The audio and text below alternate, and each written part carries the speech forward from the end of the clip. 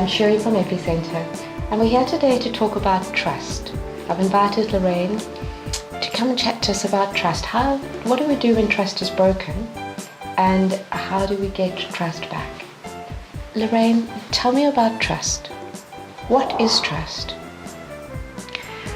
Yes, it's a very vital component in any relationship. There again, not just marriage, but in the workplace, in every area, even whatever. So there are two aspects of it. Does that person not trust me because I am not trustworthy, or is it their inability to trust?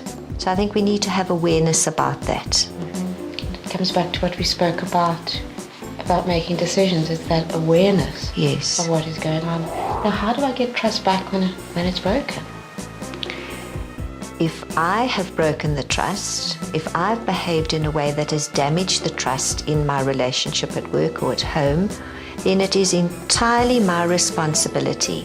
Very often what happens is the person thinks that just by saying sorry, I won't do it again, is sufficient, and then wonders why that person can't trust them.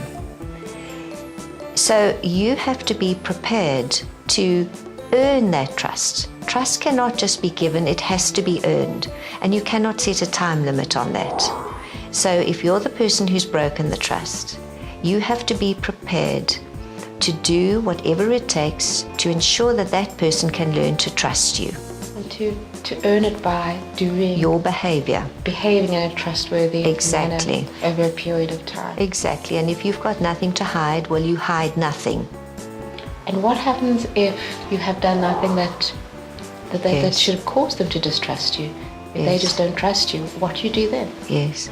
Well, of course, we can't change anybody as much as we'd like to, and we do spend an awful lot of energy trying to get the other, because that's easier than changing ourselves. But if it's the other person who has the trust issue, we love with responsibility, which means we cannot do for them what they need to learn to do for themselves, but we love with knowledge, which also sees a suffering person. But it is their issue, and we need to allow them and encourage them to seek help so that they can look at what is causing their lack of trust. So we talked about trust, and we talked about trusting appropriately. Yeah.